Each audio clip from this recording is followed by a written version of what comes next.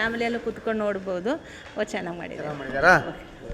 ಸರಿಯಾಗಿದೆ movie sir. ತುಂಬ ಚೆನ್ನಾಗಿದೆ ಮೂವಿ. ತುಂಬ ದಿನ ಆದಮೇಲೆ ಒಂದು ಒಳ್ಳೆ ಮೂವಿ ಬಂದಿದೆ. ಮತ್ತು ಸುಧೀರ್ ಸರು, ತರುಣ್ ಸುಧೀರ್ ಸರು ಒಳ್ಳೆ ಮೂವಿಗೆ ಪ್ರೊಡ್ಯೂಸ್ ಮಾಡಿದ್ದಾರೆ. ಮತ್ತು ಹೀರೋಯಿನು ಅಷ್ಟೇ ಫಸ್ಟ್ ಟೈಮ್ ಆ್ಯಕ್ಟ್ ಮಾಡಿದ್ದಾರೆ ಅಂತ ಅನಿಸಲ್ಲ. ತುಂಬ ಚೆನ್ನಾಗಿ ಆ್ಯಕ್ಟ್ ಮಾಡಿದ್ದಾರೆ. ಮತ್ತು ಕ್ಲೈಮ್ಯಾಕ್ಸ್ ಸಾಂಗ್ ಆಗಿರ್ಬೋದು, ಆ ಫೈಟ್ ಆಗಿರ್ಬೋದು ತುಂಬಾ ಚೆನ್ನಾಗಿ ಬಂದಿದೆ. ಹೇಗಿದೆ ಮೂವಿ? ಚೆನ್ನಾಗೈತೆ. ಏನು ಇಷ್ಟ ಆಯ್ತು ಮೂವಿಲಿ ಅಂದರೆ ಲವ್ ಸ್ಟೋರಿ ಇಷ್ಟ ಆಯಿತು. ಆಯ್ತಾ? ಏನು ಇಷ್ಟ ಆಯ್ತು ಫಿಲಮಲ್ಲಿ ಏನೂ ಇಲ್ಲ, ಸೂಪರ್ ಆಗಿದೆ. ಅದ್ದೂರಿ ಆಗದೆ, ಮಲೆ ಮಾದೇಶ್ವರ ಬಗ್ಗೆ ಸೂಪರ್ ಆಗದೆ. ಚೆನ್ನಾಗಿ ಖುಷಿ ಆಯ್ತಾ ನಿಮಗೆ? ತುಂಬಾ ಖುಷಿ ಆಯ್ತು. ಫಿಲಮ್ ಹೇಗಿದೆ? ಸೂಪರ್ ಆಗಿದೆ. ಖುಷಿ ಆಯ್ತಾ? ಭಾಳ ಇಷ್ಟ ಆಯ್ತು ಸರ್. ನನಗೆ ಅದೇ ಮೂವೀಸ್ ಅಲ್ಲಿ ನೋಡಿದೆ, ಭಾಳ ಇಷ್ಟ ಆಯ್ತು ನನಗೆ. ಖುಷಿ ಆಯ್ತಾ? ಭಾಳ ಥ್ಯಾಂಕ್ ಯು. ಎಂಡಿಂಗ್ ಸೂಪರ್ ಆಗಿದೆ. ಮೇಡಮ್ ಮೂವಿ ಹೇಗಿದೆ? ಸೂಪರ್ ಆಗಿದೆ. ಖುಷಿ ಆಯ್ತಾ? ಚೆನ್ನಾಗಿದೆ. ಇಷ್ಟ ಆಯ್ತು. ಸ್ಟೋರಿ ಎಲ್ಲ ಚೆನ್ನಾಗಿದೆ. ಎಲ್ಲ ಶ್ರೀಗಂಧ ಟಿವಿ ಕನ್ನಡ ವೀಕ್ಷಕರಿಗೂ ನಮಸ್ಕಾರ. ಏಳುಮಲೆ ಹೆಸರು ಹೇಳಿದ ಕೂಡಲೇ ಒಂದು ರೋಮಾಂಚನ, ಒಂದು ಭಕ್ತಿ ಭಾವ ಬರುತ್ತೆ. ಇವತ್ತು ಬೆಳಿಗ್ಗೆ ಮಾರ್ನಿಂಗ್ ಶೋನ ನೋಡೋಕೆ ಹೋದೆ ಮೈಸೂರು ಗಾಯತ್ರಿ ಥಿಯೇಟ್ರಿಗೆ. ಒಂದು 70% ಥಿಯೇಟ್ರ್ ಫಿಲ್ ಆಗಿತ್ತು. ಕೆಲವು ಅಭಿಮಾನಿಗಳ ಹತ್ರ, ಕೆಲವು ಪ್ರೇಕ್ಷಕರ ಹತ್ರ ನಾವು ಒಪಿನಿಯನ್ ತೊಗೊಂಡಿದ್ದೀವಿ. ಆಲ್ರೆಡಿ ಒಪಿನಿಯನ್ ನೀವು ನೋಡಿರ್ತೀರಿ. ಈಗ ನನ್ನ ಒಂದು ಹಾನೆಸ್ಟ್ ರಿವ್ಯೂ ನಿಮಗೋಸ್ಕರ. ಅದ್ಭುತ ಮೂವಿ ಕಣ್ರಿ, ಅದ್ಭುತ ಮೂವಿ. ಈ ಸಿನಿಮಾಕ್ಕೆ ಏಳುಮಲೆ ಮಾದಪ್ಪನ ಆಶೀರ್ವಾದ 100ಕ್ಕೆ 100ರಷ್ಟು ದಕ್ಕಿದೆ. ನೋಡಿ, ಒಂದು ಸಿನಿಮಾ ಅಚ್ಚುಕಟ್ಟಾಗಿ ಬರಲಿಕ್ಕೆ ಟೀಮ್ ವರ್ಕ್ ಎಷ್ಟು ಮುಖ್ಯ ಆಗುತ್ತೆ ಅಂತ ಹೇಳೋದು ಈ ಸಿನಿಮಾ ನೋಡಿ ಕಲ್ತ್ಕೊಬೇಕು. ಇದು ಒಂದು ಒಳ್ಳೆ ಟೀಮ್ ವರ್ಕು. ಒಂದು ನೈಜವಾದ ಕಥೆಯನ್ನು ತಗೊಂಡು ಒಳ್ಳೆ ಕಥೆರೂಪ, ಅದಕ್ಕೆ ಒಂದು ಕಥೆರೂಪವನ್ನು ಕೊಟ್ಟು ಒಂದು ಒಳ್ಳೆ ಸ್ಕ್ರೀನ್ ಪ್ಲೇ ಮಾಡಿ ಒಂದು ಟೀಮ್ ವರ್ಕು, ಆಮೇಲೆ ಹೋಮ್ ವರ್ಕ್ ಹೆಂಗಿರುತ್ತೆ ಅಂತ ಈ ಸಿನಿಮಾ ನೋಡಿದ್ರೆ ಗೊತ್ತಾಗುತ್ತೆ ನಿಮಗೆ. ಅದ್ಭುತವಾದ ಸಿನಿಮಾ ನೋಡ್ಕೊಂಡು ಬಂದಿದ್ದೀನಿ. ಅದ್ರ ಬಗ್ಗೆ ವಿಮರ್ಶೆ ಮಾಡೋಕ್ಕೆ ಕೂತಿದ್ದೀನಿ. ನೋಡಿ, ಇದರಲ್ಲಿ ನಾವು ಮುಖ್ಯವಾಗಿ ನಾನು ಮೊದಲು ಅಪ್ರಿಷಿಯೇಟ್ ಮಾಡೋದು ಚಿತ್ರ ನಿರ್ದೇಶಕನನ್ನು. ಚಿತ್ರ ನಿರ್ದೇಶಕರು ಪುನೀತ್ ರಂಗಸ್ವಾಮಿ ಸರ್, ನಿಮಗೊಂದು ಹ್ಯಾಟ್ಸ್ ಆಫ್. ಉತ್ತಮ ಚಿತ್ರ ಮಾಡಿದ್ದೀರಾ. ಯಾಕೆಂದರೆ ನಿಮ್ಮ ವರ್ಕು ಪ್ರತಿ ಸೀನಲ್ಲೂ ಕಾಣುತ್ತೆ ಸರ್, ಪ್ರತಿ ಸೀನಲ್ಲೂ ಕಾಣುತ್ತೆ. ನೀವು ಕಟ್ಕೊಟ್ಟ ಚಿತ್ರಕಥೆ ಆಗಿರ್ಬೋದು, ನೀವು ಕೆಲಸ ತಗೊಂಡ ರೀತಿ ಆಗಿರ್ಬೋದು, ಟೆಕ್ನಿಷಿಯನ್ ಕೈಯಿಂದ ಸೂಪರ್ ಸರ್. ಸೆಕೆಂಡ್ ಒನ್, ಚಿತ್ರ ನಿರ್ಮಾಪಕರು ನಮ್ಮ ತರುಣ್ ಸುಧೀರ್ ಅವರು. ಸರ್, ತರುಣ್ ಸರ್, ನಿಮಗೊಂದು ಹ್ಯಾಟ್ಸ್ ಆಫ್. ಯಾಕೆಂದರೆ ನೀವೊಬ್ಬರು ಒಳ್ಳೆ ಡೈರೆಕ್ಟ್ರು ಅಂತ ಹೇಳೋದನ್ನ ಆಲ್ರೆಡಿ ಪ್ರೂವ್ ಮಾಡಿದ್ದೀರಿ. ಈ ಚಿತ್ರದ ಮೂಲಕ ನೀವೊಬ್ಬರು ಒಳ್ಳೆ ನಿರ್ಮಾಪಕ ಅಂತ ಹೇಳೋದನ್ನ ಪ್ರೂವ್ ಮಾಡಿದ್ದೀರಿ. ನೀವು ಹೊಸಬರಿಗೆ ಅವಕಾಶ ಕೊಡೋ ರೀತಿ, ಅವ್ರನ್ನ ಬೆಳೆಸೋ ರೀತಿ ನಿಜಕ್ಕೂ ಮೆಚ್ಚುವಂಥದ್ದು. ಇನ್ನೂ ಒಂದು ಸ್ಟೆಪ್ ಮೇಲೆ ಹೋಗಿ ಮಾತಾಡಬೇಕು ಅಂದರೆ ನಾನು ಇದರ ಕ್ಯಾಮರಾ ವರ್ಕ್ ಬಗ್ಗೆ ಮಾತಾಡಲೇಬೇಕು. ಅದ್ವೈತ ಗುರುಮೂರ್ತಿ ಇವ್ರ ಬಗ್ಗೆ ನಾನು ತುಂಬ ವರ್ಷಗಳಿಂದ ಕೇಳಿದ್ದೀನಿ. ಇವರ ಮೊದಲ ಸಿನಿಮಾ ದೇವರ ನಾಡಲ್ಲಿ ಅನಿಸುತ್ತೆ. ನಾನು ಸಿನಿಮಾ ನೋಡಿದ್ದೀನಿ ಕೂಡ. ದೇವರ ನಾಡಲ್ಲಿ ಆಗಿರ್ಬೋದು, ಯೂ ಟರ್ನ್ ಆಗಿರ್ಬೋದು, ಕವಲುದಾರಿ ಆಗಿರ್ಬೋದು, ಈ ಥರ ಒಂದು ಸಸ್ಪೆನ್ಸ್ ಸಿನಿಮಾಗಳನ್ನ, ಒಂದು ಥ್ರಿಲ್ಲಿಂಗ್ ಸಿನಿಮಾಗಳು, ಆಮೇಲೆ ಚೂರಿಕಟ್ಟೆ ನಾನು ತುಂಬ ಇಷ್ಟವಾದ ಸಿನಿಮಾ ಅದು. ಆ್ಯಕ್ಚುಲಿ ಸಸ್ಪೆನ್ಸ್ ಕ್ರೈಮ್ ಥ್ರಿಲ್ಲರ್ ಸಿನಿಮಾಗಳನ್ನ ಮಾಡ್ಕೊಂಡು ಬಂದಿದ್ದೀರಿ. ನಿಮ್ಮ ಕ್ಯಾಮರಾ ವರ್ಕ್ ಬಗ್ಗೆ ನನಗೆ ಆಲ್ರೆಡಿ ತುಂಬ ಗೌರವ ಇದೆ. ಈ ಸಿನಿಮಾದಲ್ಲಂತೂ ಅದಕ್ಕೂ ಮೀರಿ ಮಾಡಿದ್ದೀರಿ ಸರ್ ನೀವು. ನಿಮಗೊಂದು ಹ್ಯಾಟ್ಸ್ ಆಫ್ ಹೇಳಲೇಬೇಕು. ನಂತರ ಡಿ ಇಮಾನ್ ಒಳ್ಳೆ ಮ್ಯೂಸಿಕ್ ಮಾಡಿದ್ದೀರಿ.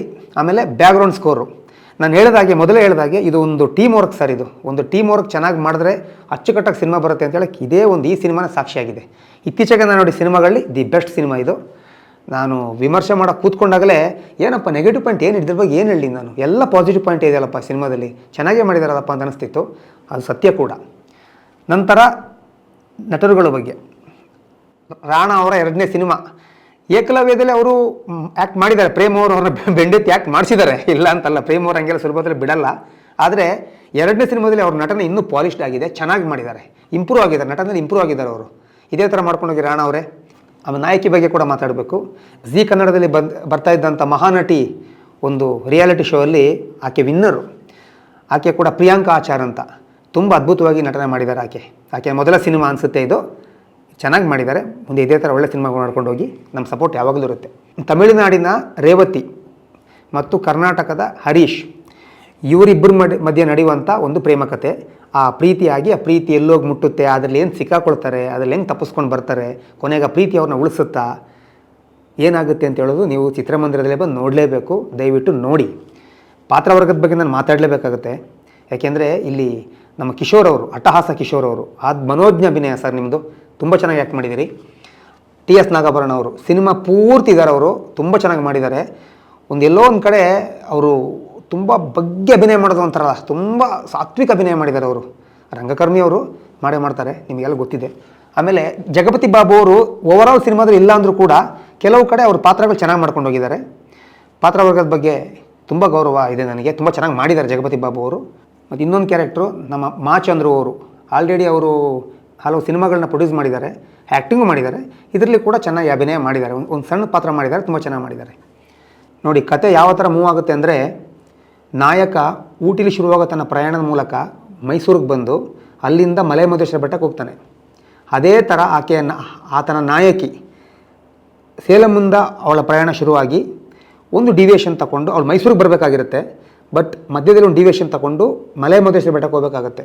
ನೋಡಿ ಆನಂತರ ಅವರಿಬ್ಬರು ಅಲ್ಲಿ ಸೇರಬೇಕಾಗುತ್ತೆ, ಆದರೆ ಸೇರ್ಲಿಕ್ಕಾಗಲ್ಲ ಅಲ್ಲಿ.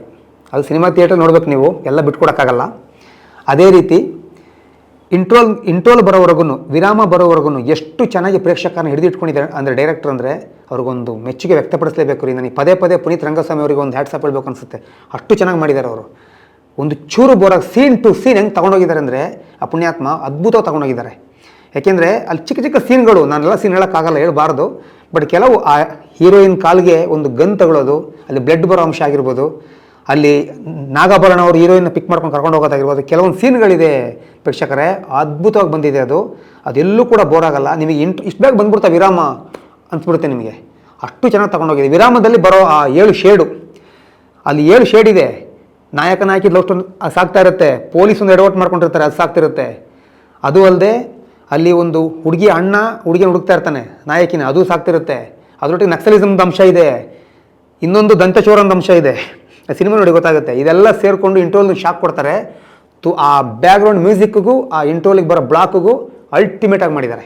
ಆಮೇಲೆ ಮಧ್ಯಂತರ ನಂತರ ಸೀನ್ ಟು ಸೀನ್ ಹೆಂಗೆ ಮೂವ್ ಆಗುತ್ತೆ ಅಂದರೆ ಅದ್ಭುತವಾಗಿ ಮೂವ್ ಆಗುತ್ತೆ. ಇದೇ ಥರ ಮೂವ್ ಆಗ್ತಿರುತ್ತೆ. ನಿಮಗೆ ಎಲ್ಲೂ ಬೋರ್ ಆಗಲಿ, ಕಣ್ಣು ಮಿಟಿಸದೆ ನೋಡ್ತೀರ ಸಿನಿಮಾ ನೀವು.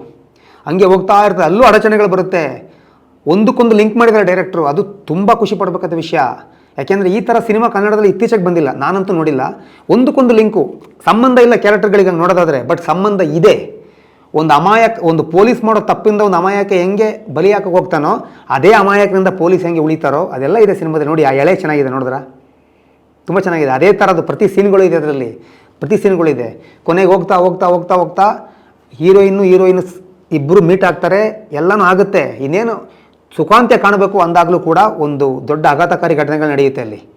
ಅದಕ್ಕೆ ಮಹದೇಶ್ವರನ ಆಶೀರ್ವಾದ ಇದೆ ಅಂತ ನಾನು ಮೊದಲೇ ಹೇಳಿದ್ದು ನಿಮಗೆ. ಚಿತ್ರಕ್ಕೆ ಸಿನಿಮಾದಲ್ಲಿ ಕ್ಲೈಮ್ಯಾಕ್ಸೇ ಮುಖ್ಯ. ಕೊನೆಗೆ ನೋಡಿ, ಒಂದು ಸ್ವಚ್ಛವಾದ ಪ್ರೀತಿಗೆ ದೇವ್ರು ಕೈ ಬಿಡಲಿಲ್ಲ ಅಂತ ಹೇಳೋಕ್ಕೆ ಆ ಏಳುಮಲೆ ಮಾದಪ್ಪನ ಒಂದು ಕುರಿತೇ ಒಂದು ಹಾಡು ಬರೆದಿದ್ದಾರೆ. ಅದು ಹಾಡು ಬರೆದವರು ನಾನು ಅಂದ್ಕೊಂಡೆ ಬೇರೆ ಬರೆದಿದ್ದಾರಪ್ಪ, ಯಾರು ಬರೆದಿರ್ಬೋದಪ್ಪ ಅಂತ. ಇದು ಪುನೀತ್ ರಂಗಸ್ವಾಮಿ ಅವರೇ ಬರೆದಿದ್ದಾರೆ, ಚಿತ್ರ ಡೈರೆಕ್ಟ್ರೇ ಬರೆದಿದ್ದಾರೆ. ಇತ್ತೀಚೆಗೆ ಡೈರೆಕ್ಟರ್ಗಳು ಹಾಡು ಬರೀತಾ ಇದ್ದಾರೆ, ಚೆನ್ನಾಗೇ ಬರೀತಿದ್ದಾರೆ. ಅದರಲ್ಲಿ ಒಂದು ಸಾಹಿತ್ಯ ಈ ಥರ ಬರೆದಿದ್ದಾರೆ ಅವರು. ನೀ ಮುನಿದರೆ ಉಳಿಯೋದು ನಿನ್ನ ಸೃಷ್ಟಿಯ ಭೂಮಿ, ಹೋ ಶಶಿಧರ ಜಗದಲ್ಲಿ ನೀನೇ ಮೊದಲನೇ ಪ್ರೇಮಿ. ಎಷ್ಟು ಒಳ್ಳೆ ಪ್ರಾಸದಲ್ಲಿ ಬರೆದಿದ್ದಾರೆ ಹಾಡು. ಇದು ಏಳುಮಲೆ ಮಾದಪ್ಪನ ಕುರಿತು, ಆ ಮಾದಪ್ಪನೇ ಪ್ರೀತಿಯನ್ನು ಉಳಿಸಪ್ಪ ಅಂತ ಕೇಳ್ಕೊಂಡು ಬರೆದಾಗಿದೆ. ಇದು ಬರೆದಾಗಿದೆ ಅಲ್ಲ, ಅದೇ ಥರ ಬರೆದಿದ್ದಾರೆ. ಅವ್ರಿಗೂ ಆ ಒಂದು ಸಾಹಿತ್ಯಕ್ಕೂ ಕೂಡ ಒಂದು ಗೌರವ ನಾವು ಕೊಡಬೇಕು. ಡಿ ಇಮಾನ್ ಅವ್ರ ಕೈಯಿಂದ ಒಳ್ಳೆ ಕೆಲಸ ತೆಗೆದಿದ್ದಾರೆ, ಒಳ್ಳೆ ಕುಸರಿ ಕೆಲಸ ಮಾಡಿಸಿದ್ದಾರೆ ನಮ್ಮ ಡೈರೆಕ್ಟ್ರು, ಖುಷಿಯಾಯಿತು. ಅದೇ ಥರ ನಮ್ಮ ಮಂಗ್ಲಿಯವರು ಕಾಪಾಡೋದು ಯಾವ್ರೆ ಅಂತ ಹೇಳೋ ಒಂದು ಅದ್ಭುತವಾಗಿ ಹಾಡು ಹೇಳಿದ್ದಾರೆ. ತುಂಬ ಭಾವನಾತ್ಮಕ ಹಾಡೋದು. ಪ್ರತಿಯೊಂದು ಹಾಡು ಚೆನ್ನಾಗಿದ್ದಾರೆ ಇದರಲ್ಲಿ, ಎಲ್ಲ ಹಾಡು ಚೆನ್ನಾಗಿದೆ. ತುಂಬ ಚೆನ್ನಾಗಿ ಮ್ಯೂಸಿಕ್ ಮಾಡಿದ್ದಾರೆ. ಮಧ್ಯೆ ಮಧ್ಯೆ ಬಿಟ್ ಸಾಂಗ್ಗಳು, ಅದೇ ಸಾಂಗ್ ಬಿಟ್ ಸಾಂಗ್ಗಳು ಬರ್ತಿರುತ್ತೆ ಮಧ್ಯೆ, ಅದು ಚೆನ್ನಾಗಿದೆ. ಹಾಡುಗಳೆಲ್ಲವೂ ಚೆನ್ನಾಗಿದೆ. ಬ್ಯಾಕ್ಗ್ರೌಂಡ್ ಸ್ಕೋರು ಸಿನಿಮಾದಲ್ಲಿ, ಒಂದು ಸಿನಿಮಾಗೆ ಒಂದು ಕಲ್ಟ್ ಸಿನಿಮಾ ಅಂತ ಹೇಳೋದಕ್ಕಿಂತ ರಗಡ್ ಸಿನಿಮಾ ಅನ್ಬೇಕು. ಒಂದು ರಗಡ್ ಸಿನಿಮಾಗೆ ಆ ಬ್ಯಾಕ್ಗ್ರೌಂಡ್ ಸ್ಕೋರ್ ತುಂಬ ಮುಖ್ಯ. ಎಷ್ಟೋ ವರ್ಷಗಳು ನೋಡ್ತಾ ಇದ್ದೀವಿ ನಾವು, ಒಂದು ಕತೆಗೂ ಒಂದು ಮ್ಯೂಸಿಕ್ಗೂ ಕೆಲವು ಸಂಬಂಧನೇ ಇರಲ್ಲ, ಹಂಗೆ ಮಾಡಿರ್ತಾರೆ. ಅದಕ್ಕೆ ಸಿನಿಮಾ ಆ ಥರ ಗಬ್ಬೆ ಹೋಗುತ್ತೆ ಸೀರಿಯಸ್ಲಿ. ಅದಕ್ಕೆ ಹೇಳೋದು, ಒಂದು ಮ್ಯೂಸಿಕ್ ಡೈರೆಕ್ಟ್ರು ಹಾಗೂ ಡೈರೆಕ್ಟ್ರ್ ಒಟ್ಟಿಗೆ ಕೂತ್ಕೊಂಡಾಗ ಯಾವ ಥರ ಔಟ್ಪುಟ್ ಬರುತ್ತೆ ಅದೇ ಇಂಪಾರ್ಟೆಂಟು. ಕಾಂಬಿನೇಷನ್ ಇದೆಯಲ್ಲ, ಆ ವರ್ಕೌಟ್ ಆಗೋದು ಇಂಪಾರ್ಟೆಂಟು. ಆ ಕಾಂಬಿನೇಷನ್ಗೂ ಈ ಸಿನಿಮಾ ಸಾಕ್ಷಿಯಾಗಿದೆ. ಏಳುಮಲೆ 100% ವಾಚಬಲ್, ಪೈಸಾ ವಸೂಲ್ ಸಿನಿಮಾ. ದಯವಿಟ್ಟು ಚಿತ್ರಮಂದಿರದಲ್ಲಿ ಸಿನಿಮಾ ನೋಡಿ, ಕನ್ನಡ ಸಿನಿಮಾನ ಬೆಳೆಸಿ ಉಳಿಸಿ. ಆಮೇಲೆ ಸಂಕಲನ, ಎಡಿಟಿಂಗ್ ತುಂಬ ಇಂಪಾರ್ಟೆಂಟ್ ಅಲ್ವಾ, ಜೋಡಿಸೋದು. ಅದು ಕೆ ಎಂ ಪ್ರಕಾಶ್ ಅವರು ತುಂಬ ಎಕ್ಸ್ಪೀರಿಯನ್ಸ್ ಫೆಲೋ ಅವರು, ತುಂಬ ಅನುಭವಸ್ಥರು ಅವರು. ಎಷ್ಟೋ ಸಿನಿಮಾಗಳನ್ನ ಮಾಡ್ಕೊಂಡು ಬಂದಿದ್ದಾರೆ. ಇದರಲ್ಲಿ ಒಂದೊಂದು ಶೇಡು ಅಷ್ಟು ಚೆನ್ನಾಗಿ ಅವ್ರು ಮಾಡಿಕೊಟ್ಟಿದ್ದಾರೆ ಅಂದರೆ ನಿರ್ದೇಶಕರು ಕೂತು ಕೆಲಸ ತೆಗೆಸಿದ್ದಾರೆ ಅಂತ ಹೇಳ್ಬೋದು. ಆಮೇಲೆ ನಮ್ಮ ತೆಲುಗು ಅವರಾದಂಥ DI ವರ್ಕರು ತುಂಬ ಸಿನಿಮಾಗಳಿಗೆ ಮಾಡಿದ್ದಾರೆ. ಇದರಲ್ಲೂ ಕೂಡ ತುಂಬ ಚೆನ್ನಾಗಿ ಕಲರಿಂಗ್ ಮಾಡಿದಂಥ ಕಲರಿಸ್ಟು ರಾಜು ರೆಡ್ಡಿ ಅಂತ. ಅವ್ರು ನೆನೆಸ್ಕೋಬೇಕಾಗುತ್ತೆ ನಾವು, ಯಾಕೆಂದರೆ ಎಲ್ಲರೂ ಸೇರಿದ್ರೆ ತಾನೆ ಸಿನಿಮಾ ಆಗೋದು. ನಾವು ಕೇವಲ ನಾಯಕ ನಾಯಕಿ ನಿರ್ದೇಶಕ ನಿರ್ಮಾಪಕರು ಹೇಳಿದ್ರೆ ಸಾಲೋದಿಲ್ಲ, ಅವ್ರ ಹಿಂದೆ ಸಾಕಷ್ಟು ಜನ ಕೆಲಸ ಮಾಡ್ತಾರೆ. ಅದೆಲ್ಲ ಕೂಡಿ ಬಂದಾಗ ಒಂದು ಒಳ್ಳೆ ಸಿನಿಮಾ ಬರುತ್ತೆ, ಒಂದು ಟೀಮ್ ವರ್ಕ್ ಅಚ್ಚುಕಟ್ಟಾಗಿ ಬರುತ್ತೆ. ಒಟ್ಟಾರೆ ಏಳುಮಲೆ ಸಿನಿಮಾ ತುಂಬ ಚೆನ್ನಾಗಿ ಮೂಡಿ ಬಂದ ಸಿನಿಮಾ. ಪ್ರೇಕ್ಷಕರನ್ನು ಫಸ್ಟಿಂದ ಕೊನೆಯವರೆಗೂ ಹಿಡಿದಿಟ್ಕೊಂಡಿದ್ದಂಥ ಸಿನಿಮಾ ವರ್ತ್ ವಾಚಬಲ್. ದಯವಿಟ್ಟು ಥಿಯೇಟ್ರಿಗೆ ಹೋಗಿ ಸಿನಿಮಾ ನೋಡಿ, ನಿಮಗೆ ಎಕ್ಸ್ಪೀರಿಯನ್ಸ್ ಆಗುತ್ತೆ. ಡೆಫಿನೆಟ್ಲಿ ಪ್ರತಿಯೊಬ್ಬ ಪ್ರೇಕ್ಷಕನು ಆ ಥ್ರಿಲ್ಲಿಂಗ್ ಎಫೆಕ್ಟ್ನ ಅನುಭವಿಸೋದೇ ಥಿಯೇಟ್ರ್ನ ಹೊರಗಡೆ ಹೋಗಲ್ಲ.